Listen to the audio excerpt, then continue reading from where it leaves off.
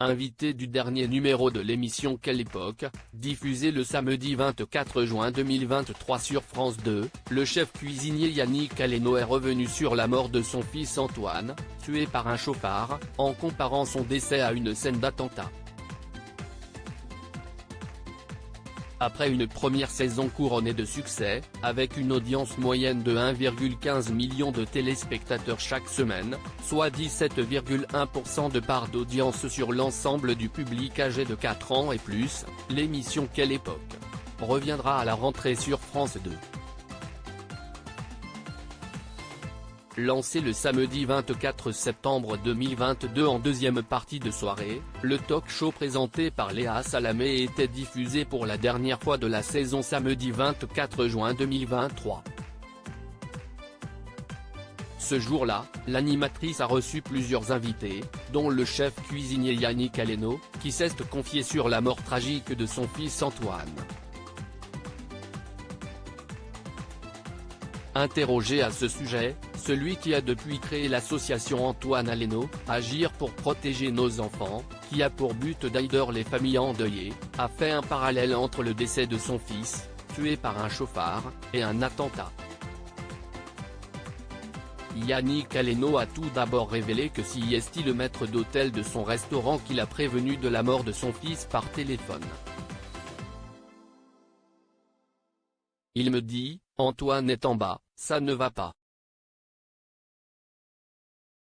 Il est mort. Le chef cuisinier a ensuite indiqué avoir vu des choses qu'il ne souhaite à personne. J'ai vu mon fils par terre, allongé dans son sang.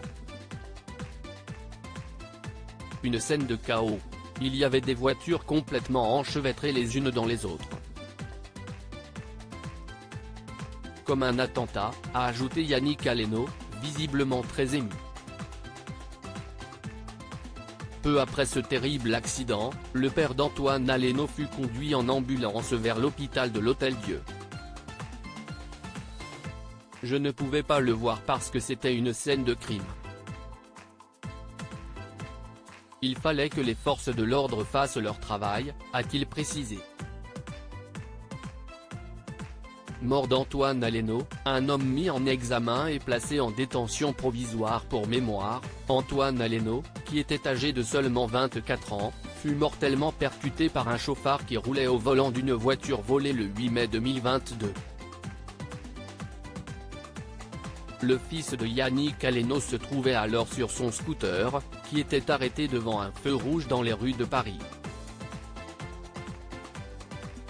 3 jours plus tard, le chauffard qui serait à l'origine de la mort d'Antoine Aleno fut mis en examen et placé en détention provisoire.